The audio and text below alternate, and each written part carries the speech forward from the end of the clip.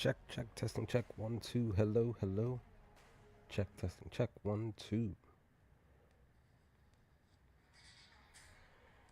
want to make sure that the.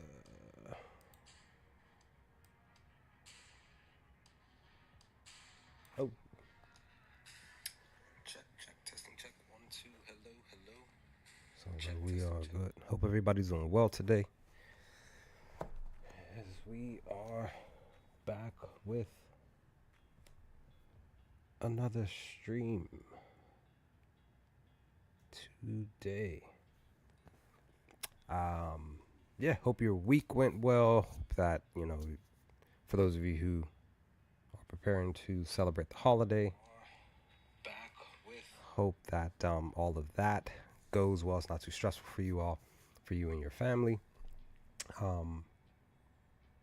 And, as we are walking into technically second to last weekend of 2024, we are officially 4 episodes in, halfway through Skeleton Crew, and that rhymed. I'm not rhyming. I'm rhyming accidentally. But yeah, guys, yeah. Like I said, hope everybody's doing well. If you are watching the stream later, definitely, if you feel up to, you feel comfortable, leave some comments in the comment section below. As I always say, I read every comment that comes through a lot of my videos, pretty much practically all of my videos. And yeah, I'm still, once again, as I keep stating, still getting comments from Andor videos, and I'm definitely looking forward to season 2 in April. Literally, that debuts literally right after Star Wars Celebration of 2025. So looking forward to that, and whatever else that they're going to be giving us for shows and movies or whatever for next year.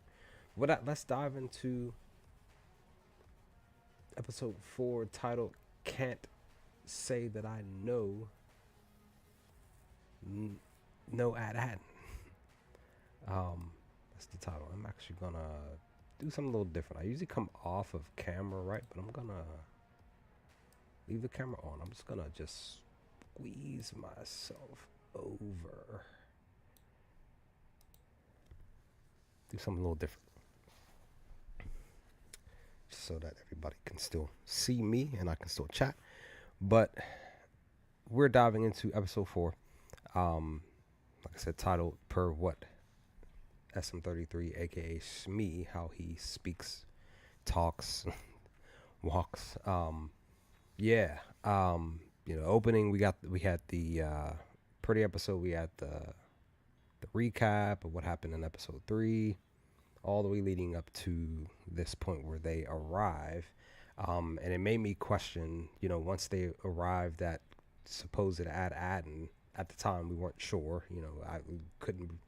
You can't really just automatically assume that Attin was specifically the planet that they were arriving on. But we did see these satellites out here in space, per the planet that they were heading towards.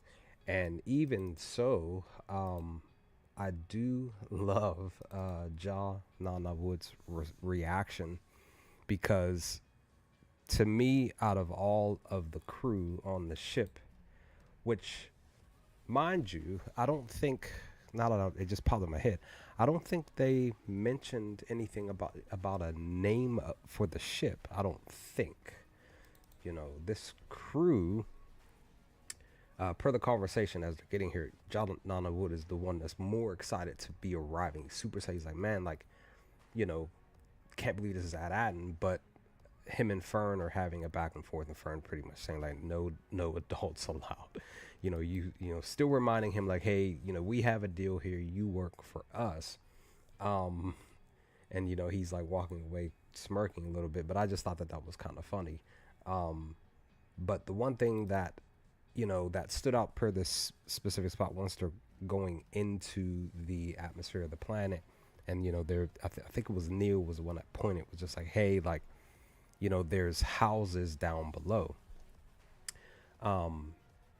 It did initially pop up in my head like, hey, like, this might not be home. Like, this is what literally popped in my head. I don't know if it was yours, anybody else's, but it was just like when Neil said that, it was just like, I don't know, because not only that, gotta go back just a smidge. These satellites here, it made me question, like, are there satellites outside of the atmosphere? Questioning, wondering, saying, well, trying to, because I did not go back to episode 1. I can't specifically really remember, but now that I'm thinking about it, I don't think we saw any satellites out in space just before they zipped off into hyperspace. But again, that could have been just the specific section where they were heading to, and the satellites could have been off to the side somewhere. But, that's just something that I pondered, and maybe we will, see when they are actually arriving back to Attin, we will see that occur. And then we get this part here where SM-33, aka Shmi, loses control of the ship because it goes into an automatic, I think if I remember correctly, it was an automatic landing, basically, which kind of makes me question, like, per this barrier that's above Attin, would it do the same when they say fly into the atmosphere of Attin? Would that occur too? And of course, that's when again, the ship it does a nosedive a bit further down, but then that's when SM-33 basically, and I do love this part here. Excuse me, I do love this part where we've been getting this a lot with the kids. Anytime they're on the ship, anytime they are, excuse me, they are on the ship and doing whatever, if they're heading into hyperspace, if they're coming out of it or whatever, their reactions are of shock and fear and worry and all of that. They tense up, they scream. I actually like this part about the kids, because it still stands true, because at the end of the day, when you look at the cockpit of the ship, it doesn't look like there's any seatbelts, anything to secure yourself when you're sitting in said cockpit. So when they landed, though, this too stood out to me when I was watching episode 4, and that was it was a couple of things. It was, is this at Attin? If it is, what section are they really like? Because per where they live at, per this this suburban sort of kind of utopian where it's everything's peaceful, everything blah blah blah, no war, no nothing. What about the rest of the world? They, because what I talked about in, I think it was episode 2, maybe episode 1, was that in the homes, in a lot of the homes, there's no televisions, there's no broadcast, there's nothing. They're just in their homes. They're just, they could be reading a book or whatever the case, like doing like Wim, where he's on his thing and scrolling through the comic book that he's, there's just that. There's nothing about anything bad with Attin going on where they reside. But I question, is or are there other spaces and places within Attin that aren't that are not excuse me, that are not put together, like peaceful and all of that, or they're actually possible worn, torn spaces and places in Attin, because we don't, we only seen one specific side of a city or whatever the case. But like I said, this spot here kind of made me question, like, is this a section of Attin?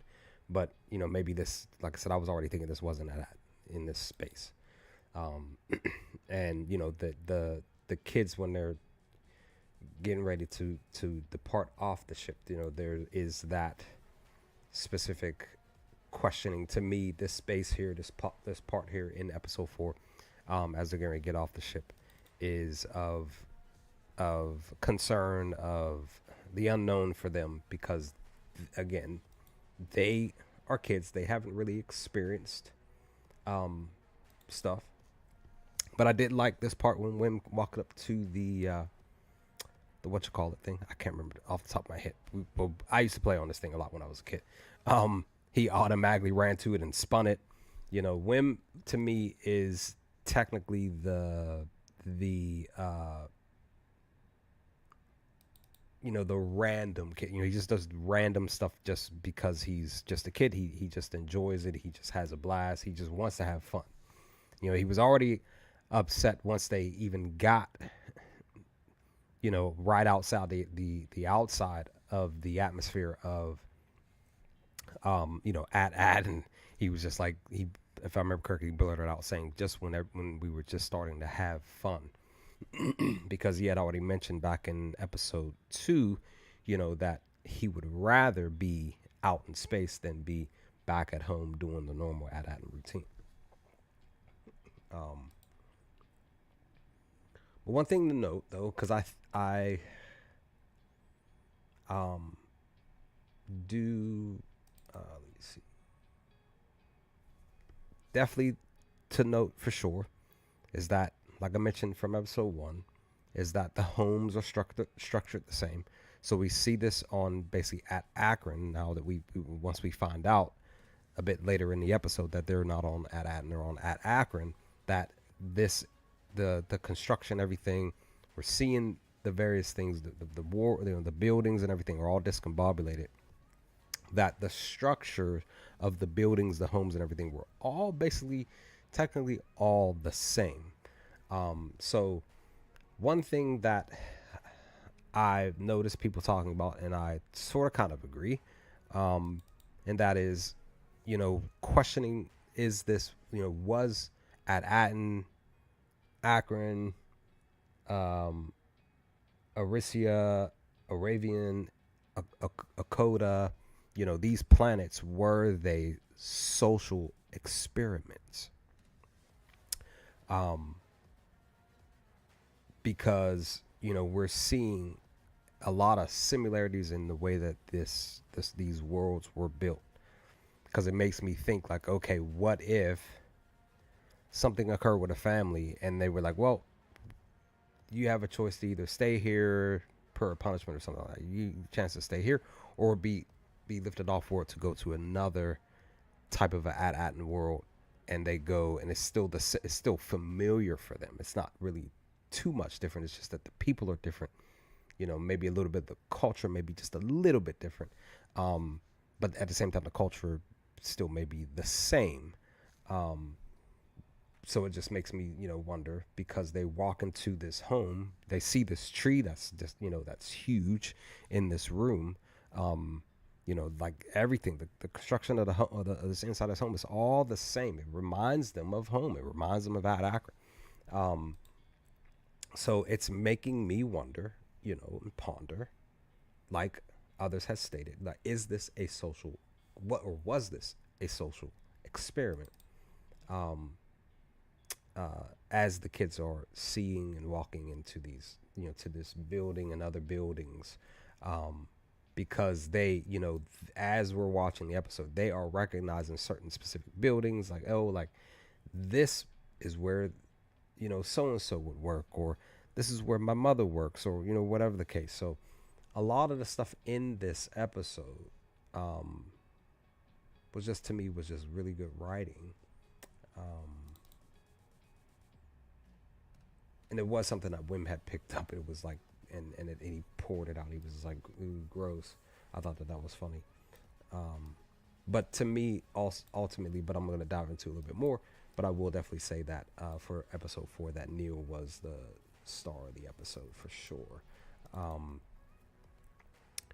But with that, I did mention in a video, but I actually did want to do actual video on KB, which I probably still do, but I'll mention a little bit here, is that KB is, she's, to me, she's like the introvert of the crew.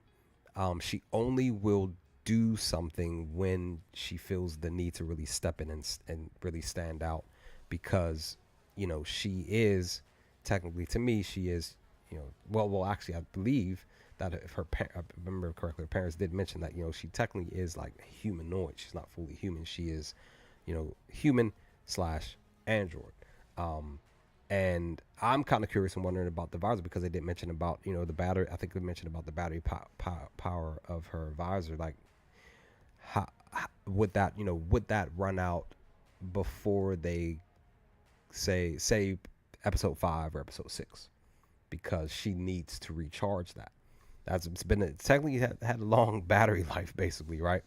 But she's standing out a little bit in this episode, a little bit as well. And I just, like I said, I just love that, like I said, when she's needed to really step up, she will, and she has here in the episode. Now, y'all know what your boy here had me cracking up. He had me cracking up. Just like I said, I just love that, like I said, when she's needed to release.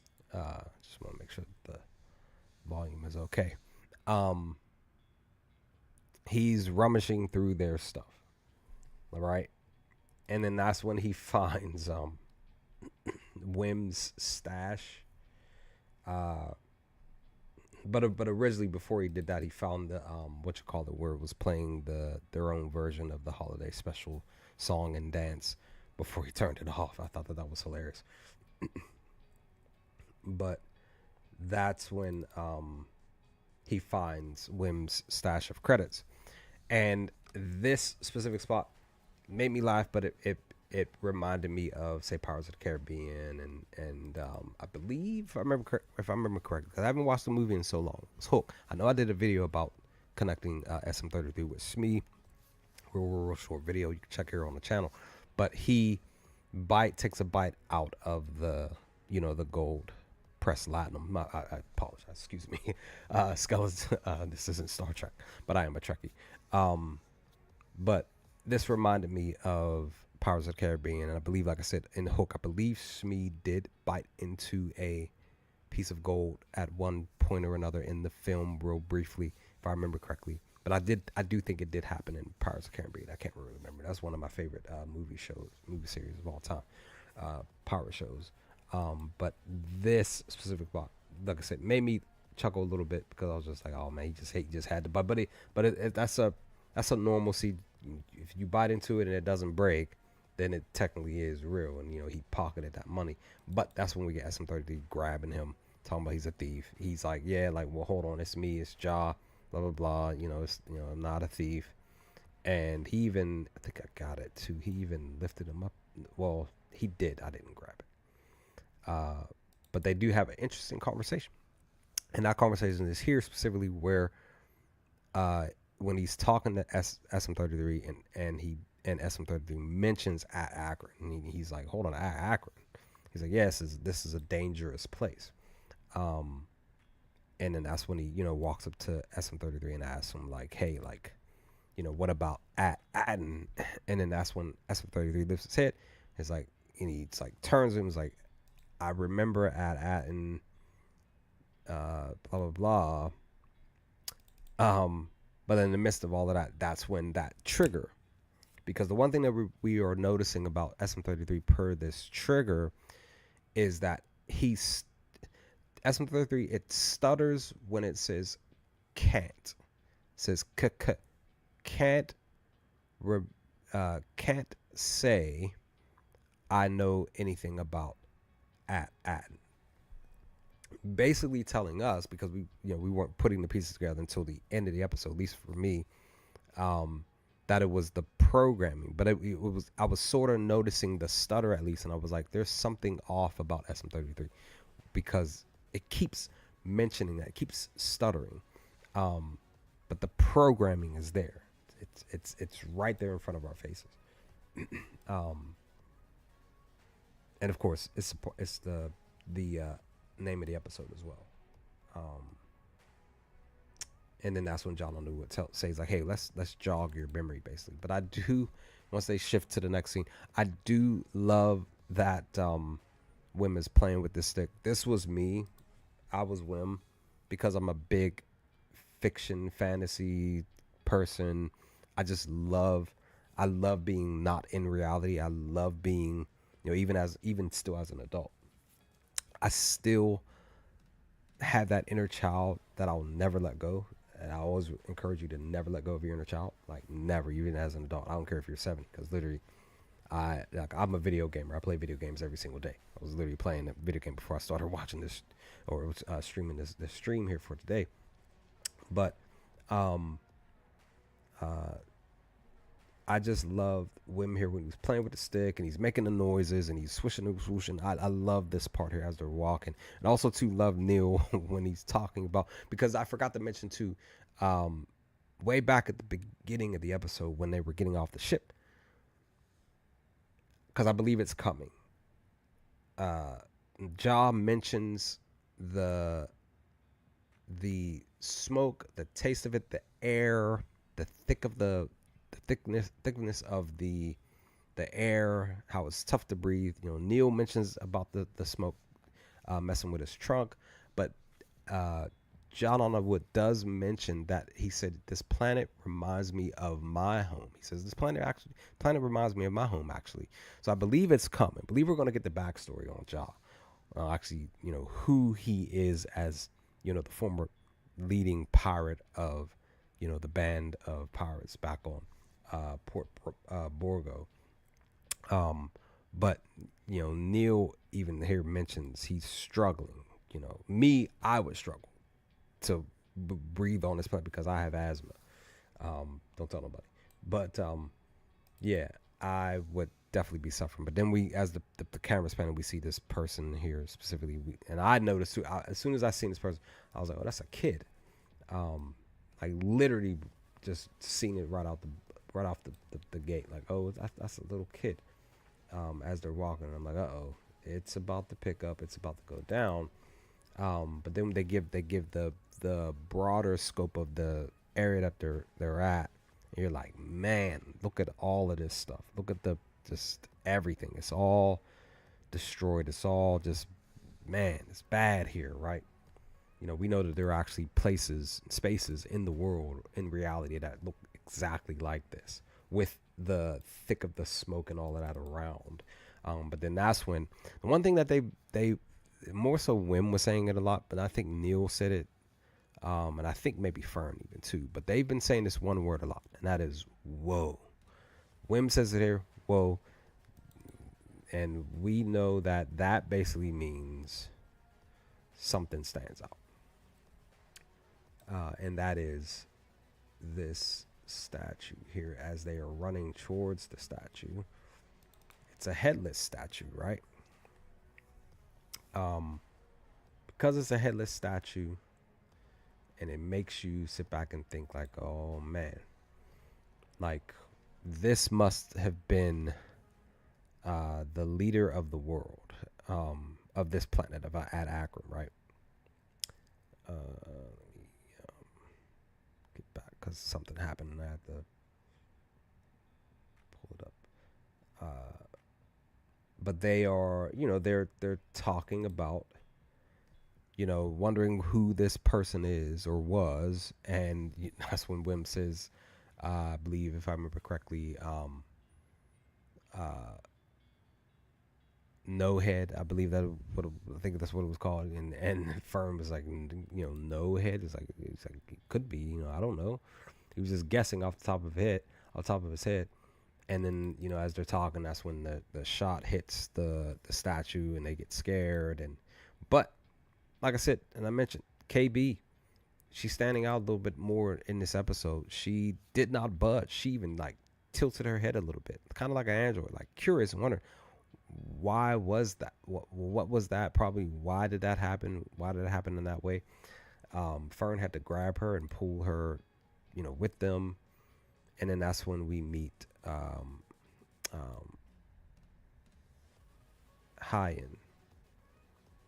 if I remember correctly. I can't top of my head, because they were hiding and stuff. But Hanya, that's her name, Hanya. Where are you? Just because originally it wasn't Hanya, it was the other person that did what they did. But yeah, it was, and that's the funny part is that it's just these two out here. There's nobody else. I was thinking that there was gonna be more than just the two out here on patrol and approaching them, but it was just these two specifically. You know what? I forgot to.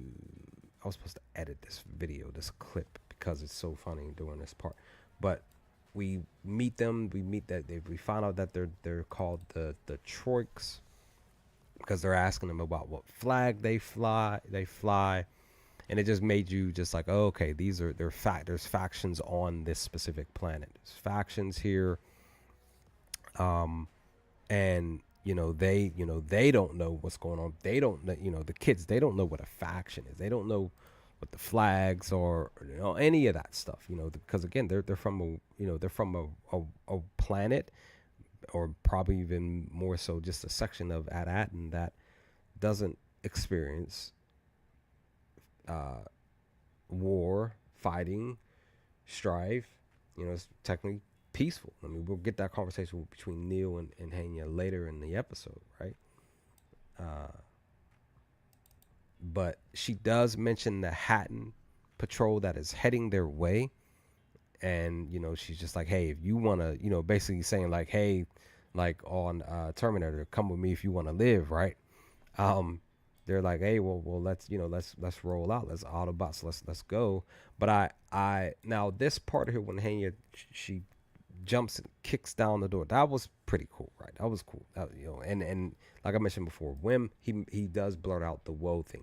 We heard whoa, like the word whoa, like 4 or 5 times in the episode. More so from Wim, but I think, like I said, I think Neil had mentioned whoa, the word whoa before.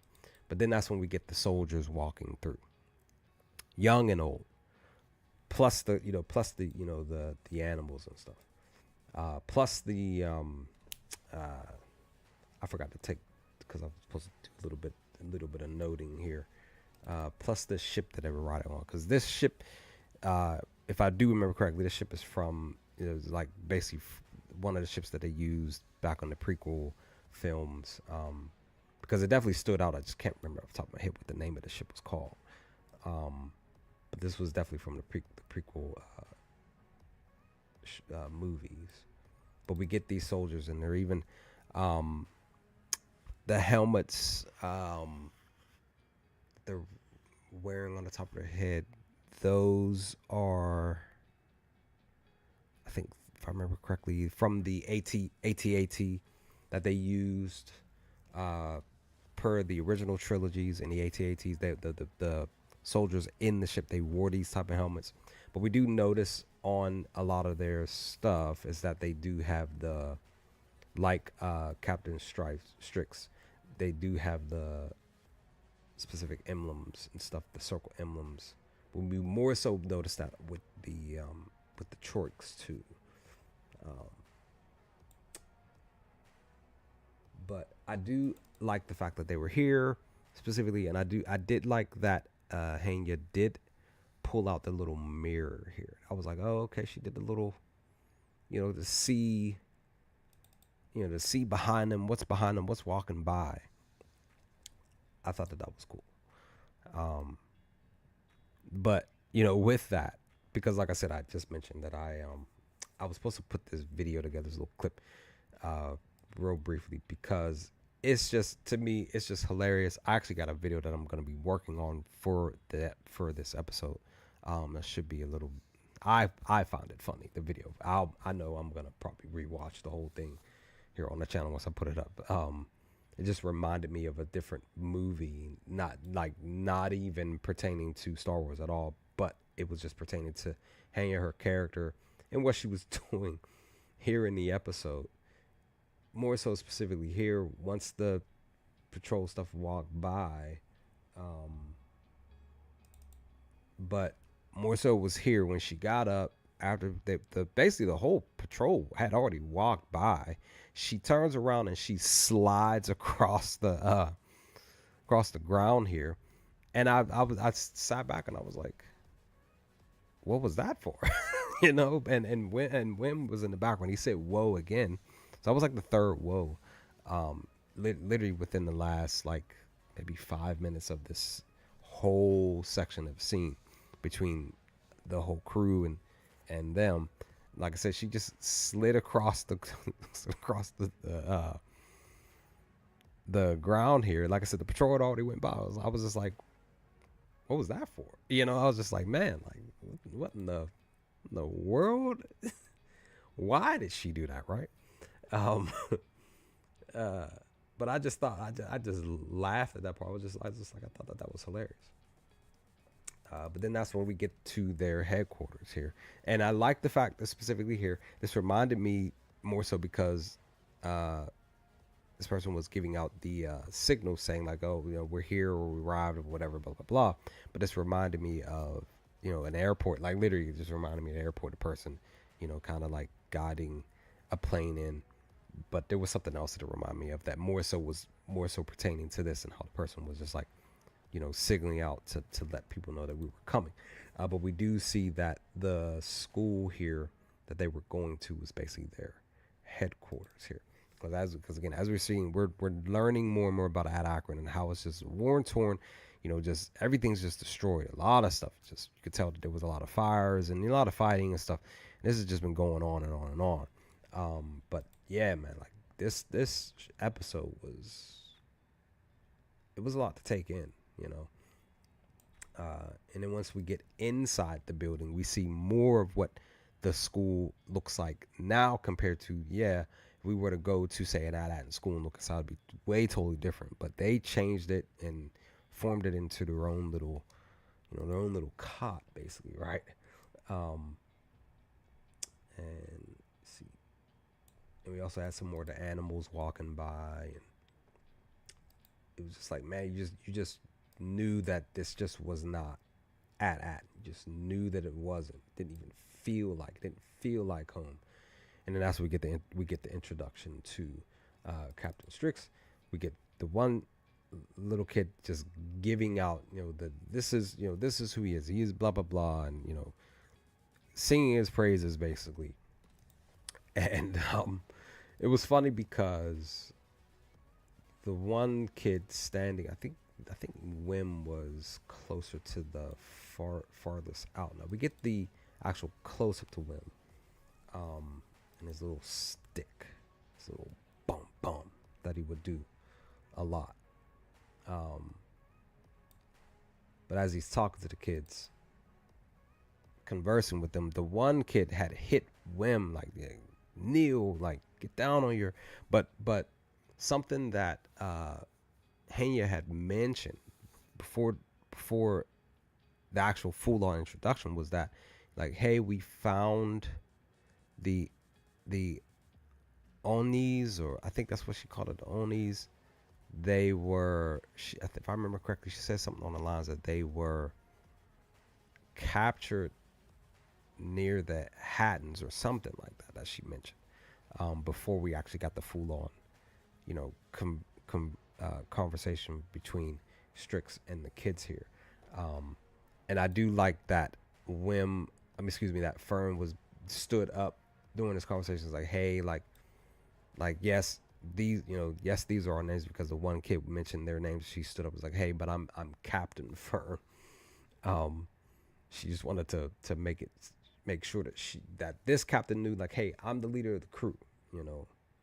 I thought that was funny, but I also liked it because she's trying to affirm to this specific person, like, hey, you don't really necessarily have to worry too much. But with that, that's when we get the conversation about the, Wim mentioning the maps, any type of coordinate, anything, because they're looking to get off world. And they mentioned about, Hanya mentioned about the specific spot, basically the superintendent's office,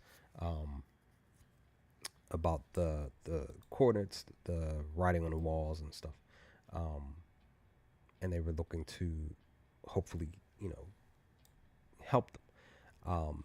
But I do, once we switch to the scene back to, this is so funny, back to, not John on the Wood and SM33. I do like that he was helping, like, as if SM33 was like an elderly person, helping him down the ship. Because again, SM33 only has one leg. Basically, you know, trying to get him down. Uh, and also to trying to get SM33 to remember at any information on that, anything that SM33 can see outside, even in the midst of the fog. Maybe SM33 can see something, and it does mention. It says like, yeah, like I sort of kind of remember. It does look familiar to me, but then that's when we get, you know, the specific, uh, basically the Hattons popping up, um, and I think this was a lot of people's favorite because I know I read online that plenty of people were mentioning this part because the one soldier asked like, "Hey, what flag do you fly?" And a lot of the people who were holding guns literally lifted the guns in in John Underwood and SM33's direction, and that's when John just like kneels on. He's like, just hey, you know, just go ahead and take me out. I'm sick of this. I'm tired. I'm done. I just that was the placement in this spot with between John Underwood and the Hatton crew, and you know, just the scene itself. It was so quick, so fast, but it was just this part was just so hilarious. Just his response was, "Look, I'm done. Just take me out. Going right on ahead. I don't care. You know, I can't take this anymore." I just thought that was funny. But then that's when we switch over to the kids now using weaponry to shoot because they're practicing. Because uh, uh, keep drawing a blank sometimes. I apologize, but Strix is having the kids practice, having them, you know, learn, basically training them um, to fight, basically. And we see them actually practicing the shooting and all of that. Um, I thought that this was pretty neat because we've seen the kids do certain things that many of us, when we were kids, we felt that we wish that we could do. This is what I'm saying about the show. The show keeps um, giving us, the adults, the childhood feel of just being a kid again, and just the wonders of, hey, what if I ever what if that was me in that spot. You know, they got a chance to not only fly on the ship but use, you know, the the gunners of the ship to shoot at other ships. I know many of us as kids used to want to do a lot of what these kids got a chance to do. And that's the one thing that I'm loving about the show. They're allowing the kids to actually experience what it could be as, um, you know, not just as kids, but they are, you know, allowing them to really experience stuff that they would not have experienced on Attin had they not found the ship, had they not flown into space. This is just, to me, good writing. But we do have specific conversations with Neil and Hanya here. Um, you know, just about various things, you know, about, you know, where it's two different sides. One peaceful world versus, you know, the war and terror world that Hanya lives on, and they are sort of kind of clashing on views on, you know, how life should be lived as we, because again, like I said, Neil was definitely to me the star of episode 4. um and I just loved the fact that, excuse me, I love the fact that they were having these specific conversations between the two. And you know, they were talking, eventually they went outside, and eventually eventually, when Neil got a chance to actually see uh, what what war, what fighting really does to a planet, to a community, to a city, uh, kind of makes me wonder, what this city would have been called on planet Akron. Um,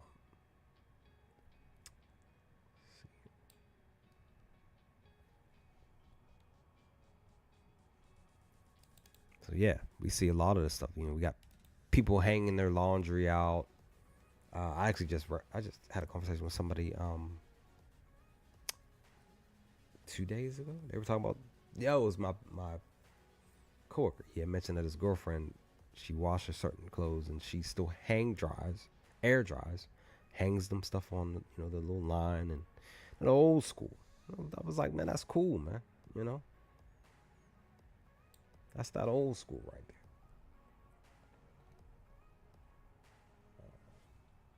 But at the same time, they did mention about the Hattons stealing some of the the choice animals, because they talk about how they need them, right?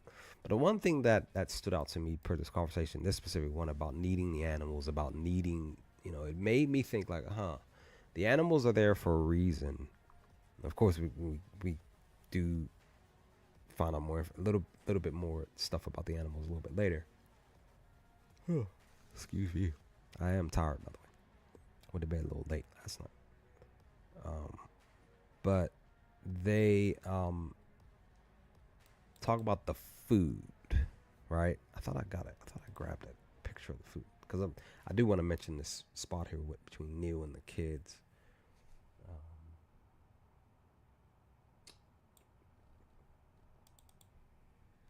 Because it first and foremost, this spot, when they plopped the food down on Neil's plate, it reminded me of I think it was episode 3, or no, episode 2.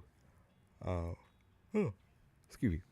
When they walked up to basically the bar, and they had asked the barkeep to give them the same food that the person to the right was having, and they went up, broke it, and then plopped it on it. It reminded me of that. But also too, reason why I'm bringing up the animals is that kind of makes me wonder, what is this food that they're eating? Kind of makes me think like, oh, maybe this stuff is from the animals. It's just something that stood out to me. I just wanted to mention that.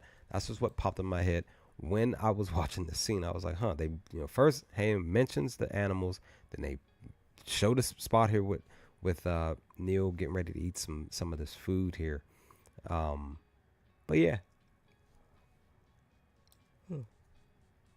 I just thought that was interesting. But the kids, man, very, very, like I mentioned in the video that I did from, I think it was yesterday, we all got to be kind like Neil. Let's all be kind like Neil. Like, seriously, this was a humanoid, kind response that I loved a lot. And that was the fact that Neil said, hey, are you hungry? Here, you both share this meal. I'm just gonna take a back seat and watch y'all enjoy this meal. That was super super sweet, super kind, just dope. I loved it a lot, and that's what I'm saying. Um,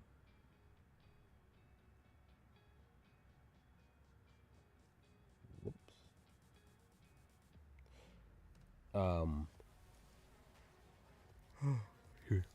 excuse me.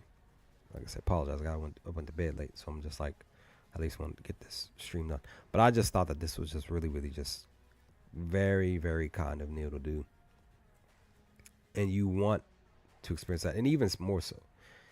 And she loved that. It made her heart warm a little bit, to see that, and it harbors back to the conversation that's getting ready to come up, probably roughly 2 minutes later, 2.5 minutes later, when they're talking about the differences between each other. But then that's when she was like, "Hey, this is what I want to show you." She pulls a little, turns. I think she flipped her. She did something to turn this knob, and that gun pops up. Where are you? Yeah, the gun pops up, and it kind of makes me wonder: does Attin have this same kind of gun, same kind of situation? Because we know that a lot of these worlds are technically built the same. So that, to me, it has to make me think like, oh, then they probably more likely have literally a specific gun in the same exact spot. Here specifically, um, that is because again, this is because technically this is where the school is, that building. So this has to be the back section of the school because technically this is outside, right? Um, so I don't think it's on the side or anything. I think it's more so the back end of the school. So more than likely that the Attin's gun is on the back. So I'm thinking that we're probably more than likely going to see, this gun being, because I literally thought that they were going to use this here in episode 4. Like I literally thought because hey, and she showed it right, and I'm like, oh, it must be getting ready to go down soon. That's literally what I thought. I'm like, oh, it's really about to pick up. Something's about to happen if they pulling out the gun, right? But that didn't happen. So well, maybe not yet, maybe. Um, but they do have a conversation because Haynes, she says like this keeps us protected just like the old days, blah blah blah. 'Cause, old talking about the old republic. You know, maybe we'll get a little bit more information on the old republic here on the show, which I would love. But Neil's response is like, "Hey, this is not fair." It's literally what he says. Doesn't say like Joker from Batman Dark Knight, but he said this isn't fair. And he points in the direction. He says, "See that building over there? This is where my mom used to work and blah blah blah." But they sit down and they have a specific conversation. It's like I said, mentioned a little bit earlier. They're two different worlds, two different views, two different perspectives, because one has lived a peaceful life, the other hasn't. To me, it makes me think that Haynes, her life experience has been nothing but pain, nothing but warring between these two factions and probably other factions and stuff. Um, so I just, I loved this conversation because I loved Wim's response. What was his response? He said, I just feel like, because he did ask, he said, hey, if y'all keep fighting, basically, when is enough? Basically, that's basically what he was asking. Like, when is enough? When does this even end? Is it ever gonna end? And then that's when he says, like, hey, if it was me sitting in the spot, I would just simply say I'm sorry. Just simply say I'm sorry because, I want peace. Basically, that's basically the conversation, and I loved that. Her response is just like she's just like, hey, like I've never met somebody like you. I've never met somebody with a different experience than what I've been dealing with and going through. I just love this whole section, and I think as I rewatched this scene, I think Neil nudged over just a little bit when he was sitting here because he was rocking a little bit, but it looked like he nudged a little bit closer to her. So it was just really, to me, it was just really just a little cute little moment here between the two. Like they're becoming more close, becoming more friendly, but in a very sweet little way, um, per the conversation. But then we get them, that's when we get them using the weapons in the next scene here.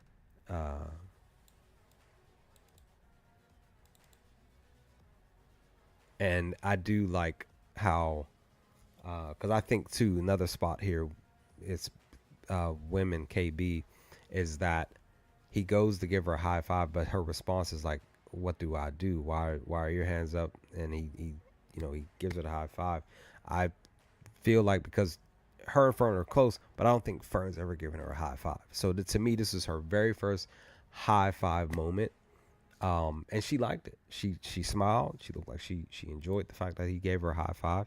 Um, I did like that spot here too. Let's see.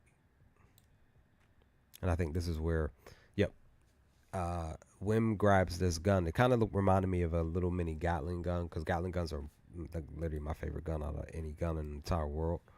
Um, and he's like, "Yeah, watch this. You know, I can do this. This is gonna be so cool." He just grabbed it and he set it on the side, and he turned a little knob. I guess he turned it on, but turned it to, you know, to at least to per the setting of the power for it to shoot.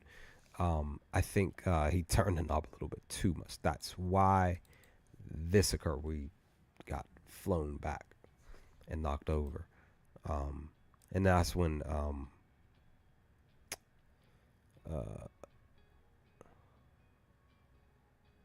Strix comes up to them and saying, "Hey, we're gonna have y'all go out on the front line." Um, One thing to note is that, per what Strix said, what did he say? You know, we treat the kids like the adults, like adults too. You know, because this world is telling us, like per Haynes, responses, rebuttals, or whatever towards Neil's very, very, it's like poetry, it rhymes, very poetic, peaceful rebuttals from his standpoint, is that it's letting us know continuously that, um, the kids basically here on this world, they have to grow up very, very fast. Like they have to technically be in adult shoes at a very, very young age, 6, 7, 8, type of thing. And they're out there on the front lines basically fighting that the Hattins. Um, uh, and that's, this is letting us know, like, hey, like y'all gotta go, Strix is like, hey, y'all gotta be up in the front. Y'all gotta be up at the front. It's like, man, like, and I believe that there are specific, worlds and stuff like that, even in reality, that are like this, taking kids and making them become adults and making them be serious and all this, that, and the third. But I do like that, we get the little yell and everybody's like, oh my gosh, like what's really about to happen? And that's when Ja pops up, hand raised, like, hey, it's just me, blah, blah, blah. What's SM33 is behind him walking up, and that's when he does a little call to tell them that, hey, like the animals can come. Where are we? I think I missed it. I missed it. Hold on. Yeah, little animal. All the animals are coming. He's like, and I do love that they, the kids were excited to see him. He did talk about like, hey, I want the four. I want them behind you, because they were, Strix was offering to give him anything that he wanted, monetary wise, basically, right? But he's like, no, I don't need any of that. I need them. But it kind of make me feel like maybe he's enjoying being with them a little bit more, getting a little bit more comfortable. Because there is a video that I still have to do. I have to talk about. Did mention it in the live stream from episode 3. Is that he seems to be, like he's saying, he's alone. He did mention his world.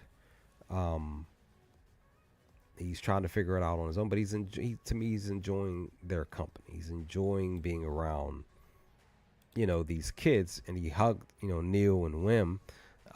He's like, yeah, I just, did what I had to do. I had to save your life, right? And then that's when we find out that, he,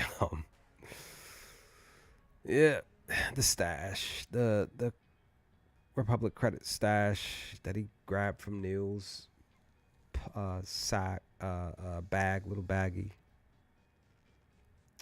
Where are you? I just lost. Because one was like, hey, what happened? What did you do with my, with my bag? Basically, it's like, yeah, well, he did mention he used a couple of credits. To me,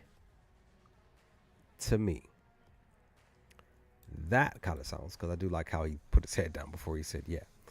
To me, that sounds like he has the rest of them in his back pocket, basically, or in his shoe. He might have them in his shoe. He did say a cup. That does mean two, maybe three. I was thinking three. Uh, but I think that he's still holding on to a plethora of the um, public credits. And but then that's when Hand she comes up and they're having a conversation and she's like, "Hey, I gotta stay." And Neil's like, "No, should come with," because she's like, "Hey, I gotta be with my dad. I gotta be with the crew. We gotta lead the charge. Blah blah blah." But Neil's like, "Come with us. There's more peace and blah blah blah." And he's like, "I don't know what else to say."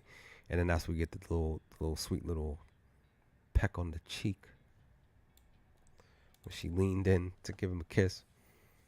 Very very very sweet, right? But at the same time, like I said before, because like I said, I was gonna do a little clipping and take one clip, put it with another clip. This was the clip because once again, I have to ask and wonder, why did Han decide as she was walking away or running away? Why did she decide to do like a cartwheel over this or across this little rock here? It was just, to me, it was just hilarious, dude. Like I just cracked up. I really did. I wasn't expecting her to do that. I really wasn't. But she did. But then that's when they get to the superintendent office, and yeah, they get here. They're in here, and Wim is the first one to notice the coordinate markings and stuff. And yeah, he's like, "I see something over here. This is, this is coordinates for, well, no, John Allen Wood was the one that mentions. He mentions like, hey, this is AA2. And then Fern walks over to the other one and says, there's more over here. And then I think it was Fern that wiped it, but Joss then responds and says, this was this one over here is at Akron, the coordinates that Kim gave us. But they named off, what was it? So they said AA2 at Akron, at Aricia, at Aravian, and at Akoda. And that's when Neil yells out about he found out Akron, but the coordinates were destroyed. And that's when we also find out how they were destroyed, why they were destroyed, because SM-33 mentions that he was here and my old captain was here, but then he goes back to not remembering, stuttering, say I can't say I know anything about Attin. But I do like how when Fern runs off, I do like how observant John Underwood is per this whole scene, because I'm still curious about him. Like I said, I do feel like we're gonna get key information on him to come soon, right? But I do also too love the conversation between Fern and Wim, because she's frustrated. She now, and there's them being adventurous, missing them having some fun. Fern still pretty much wants to get back home. She misses mom, she misses home, while Wim's the one out of everybody else. He's like, I don't want to go home. I'd rather be here. I don't want to. Why do I want to go home, right? But I love that she's frustrated because she's feeling like she doesn't really know she doesn't really know or doesn't feel like she knows what she's really doing. And I love that part here specifically per this scene, because she is getting more and more confused. But I do also too, I love Wim in his quick responses of saying, hey, like, because she does mention to Wim like, hey, you should have been captain. And Wim's like, whoa, whoa, whoa, whoa, son, whoa. Like, I wouldn't have gotten us this far at all. That's what he tells her. I wouldn't have gotten us this far. How could you have said that? Like that you are the actual captain. But Fern in her frustration says, like, hey, like, look, I don't know what I'm doing. And she even says, like, I'm not a droid. I don't, I don't do as I'm told. But then that's when light bulb, light clicks on. And she's like, oh, I think I could figure out how we get the information that we need. And that's when she walks up to KB and SM33 to say, hey, like, you can remember, I'm going to help you remember, basically. And she even looks over at KB because KB's like, what are you doing? She's like, he's a droid, you know, more than likely he doesn't remember because he was told not to remember. Let's rectify that now. Let's fix that right now. And she turned to SM33 to tell him, like, hey, run manual override. Remember everything about that. And that's what it does. SM33 does that. And he's like, hey, I remember. I remember it all. As if it just happened yesteryear. Right? Turned around. Explains, like, yeah, my captain, he destroyed, we found the corners are here in this room. Told me to destroy the corners, and then he took everybody out. Slaughtered them, he did, right? That's how he said. Excuse me. And Fern's like, you could take us back, but then that's turn to her and says, like, one thing that my captain said was, hey, if anybody asks about Attin, then I need to tear them apart.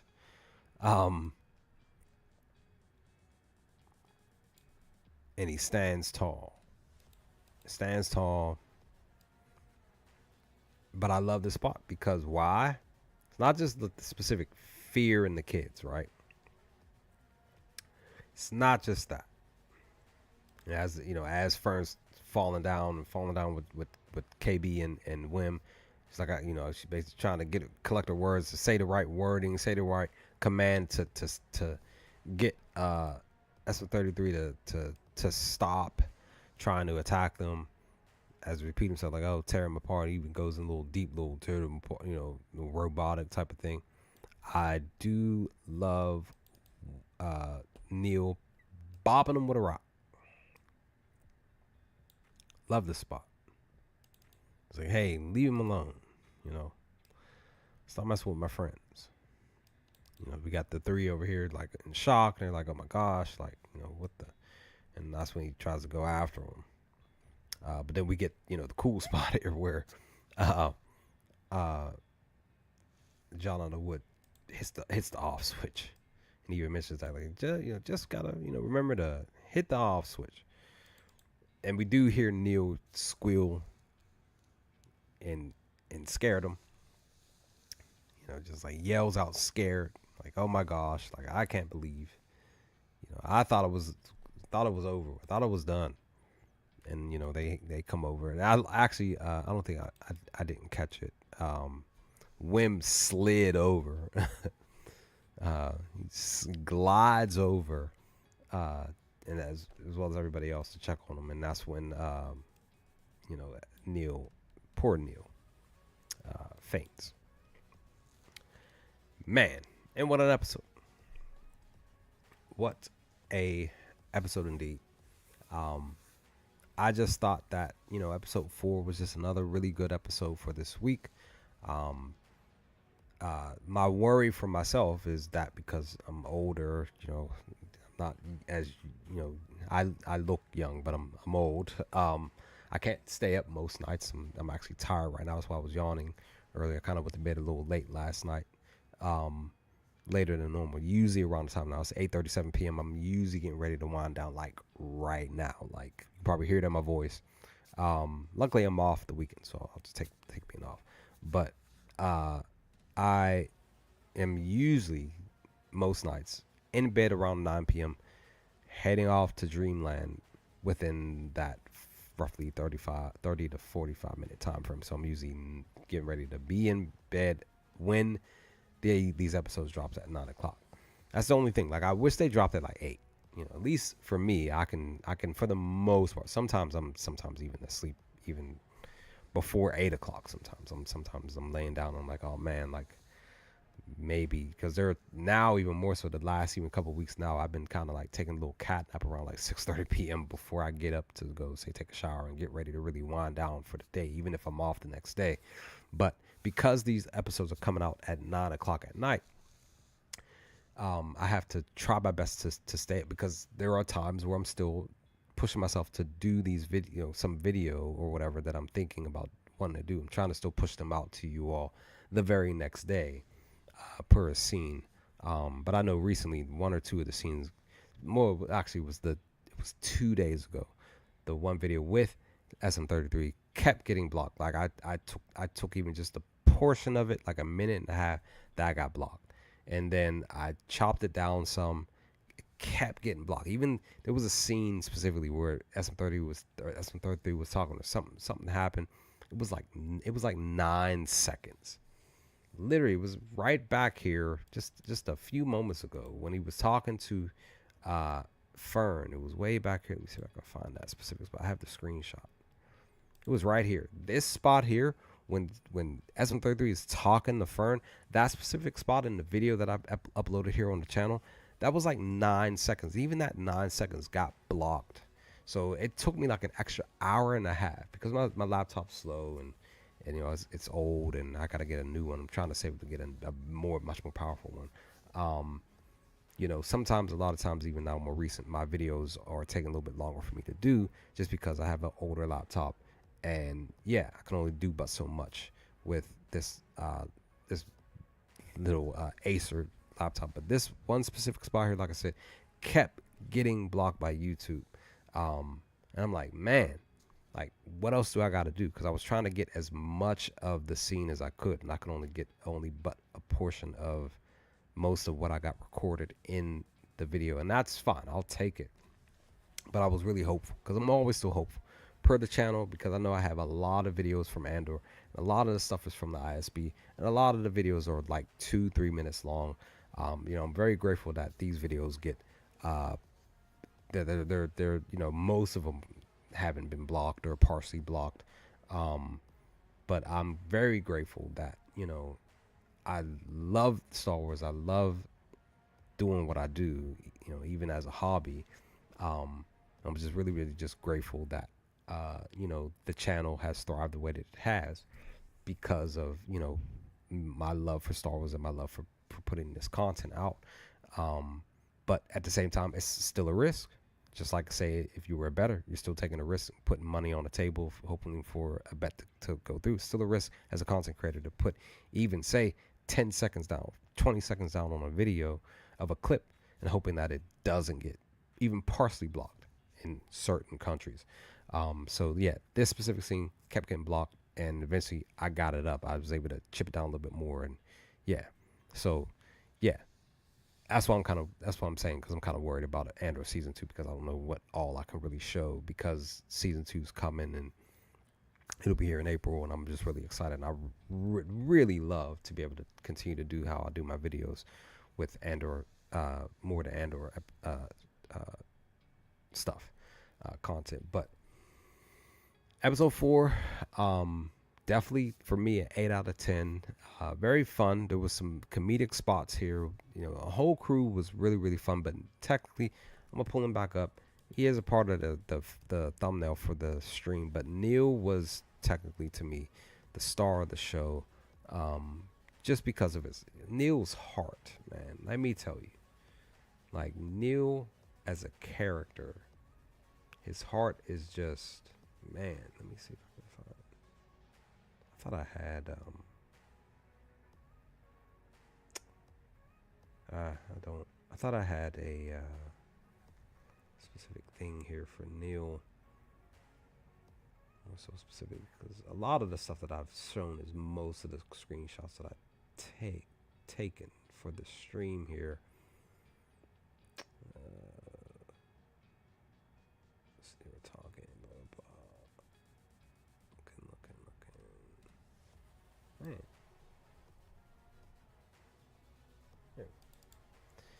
So yeah, couldn't see it. But Neil was the star of the show. His heart is super big. So just a loving character. He just loves people. You could tell he loves his family, his brothers, sisters, mom, his dad. And he's just like most of the crew. Like I said, Wim wants to stay. He doesn't want to go anywhere near home. In the midst of him missing, I know he misses his dad, but he still is having a lot of fun. He's just he's more of a kid out of everybody else. Because like I mentioned, Wim out here with the stick and making the noises and wanting to he climbed on top of the one specific thing that was on the ship and was riding. And he just wants that. But Neil, like a lot of other people, a lot of the rest of the crew, he just wants to go home because he wants to live, but go back to that peaceful world. Like he had mentioned with Hay in here, like telling her like, yo, like this isn't fair. Like you should come with us because there's no war, there's no strife. It's all peaceful. Where we're at on our planet. He's stressed out. Yeah, I know he is because he's experienced. All of them, Fern even, they're experiencing stuff that they haven't been used to, and I do feel like I kind of agree with a lot of what other people were saying that these planets were probably these crown jewels were probably more than likely social experiments because just the way that a lot of the planets are structured, the buildings and everything. And like I mentioned before, that gun that is sitting here is probably behind the school. More than likely, there's a specific gun, same thing, positioned in the same spot. And I'm just curious and wondering who this superintendent is. Um, superintendent. I'm sorry, supervisor. Um, and I'm curious, wondering more about Attin, more about these other planets, this treasure, if it's an actual treasure, or is it something more, or is it something deeper? I'm curious, and I'm also curious one because we are halfway through this season. We got 4 episodes left. I'm wondering if we're possibly going to get a second season. That is something that I've literally had a conversation with my coworker because he's a Star Wars fan too. We had that conversation today about hopefully we will get a second season because I just loved these kids. I love the show. I love the whole crew, all 5 of them, which include 6 of them includes SM33 Smee and John on the Wood. So I'm just like, what else are we gonna get from these next 4 episodes? And hopefully, are we hopefully getting a second season? At least to me, I feel like 2 is enough. To me, 3 might maybe possible, depending. Might be stretching it. So yeah. But episode 4 was great, and I loved it a lot. Like I said, it keeps making me feel like a kid, a big kid, and I'll never get rid of my inner child till my last breath on this earth. And I'm looking forward to episode 5 and can't wait. And I got more stuff to talk about with episode 5, and I gotta stop procrastinating and get these Andor videos back up because we gotta really, because I had an idea about something. We gotta really start preparing for season 2 coming April for that show. So yeah. So also too, will we get another Andor mention in the show because they did mention Aldani back in episode 2. So I'm curious. I'm wondering. We'll see. But with that, if you watch the rest of the stream or the whole stream after this has gone up, if you feel like I said, if you're comfortable, leave some comments section below.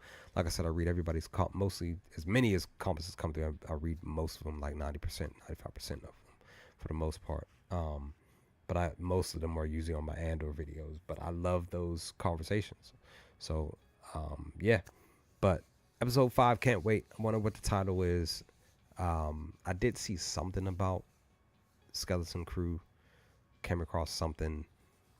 Maybe it's next episode, because that's the one thing before I got out of here. That's the one thing that I'm questioning, wondering, which I kind of feel like they're going to do. They're probably more than likely. I'm thinking that the question is, are they going to go to the other planets that are left? And I kind of feel like that's what's going to happen, because I did kind of come across something that is a spoiler thing for me. I'm not going to mention it, just because I'm keeping that to myself, that I saw. But it's nothing. It's like, I don't think it's nothing major, but it was just like, oh, like, because I thought that what I saw per the show, that it was actually this episode. But everything that I saw per that clip is nothing in this episode. So it's probably more than likely going to happen in episode 5 next week. So Probably. We'll see. But with that, I'm out. I'm getting ready to go to bed. I'm tired. And yeah, I'm out, and I may work on a video for the weekend or next week or something. We'll see what happens. But like I said, if you feel up to it, leave some comment section below, guys. Let me know your thoughts on episode 4. What is your ranking? Did you like it? Love it? Did you not? Let's converse. But with that, enjoy the rest of your evening, noon, and night. And I will hopefully talk to you all on another stream and or video to come soon. And always remember, the force will be with you.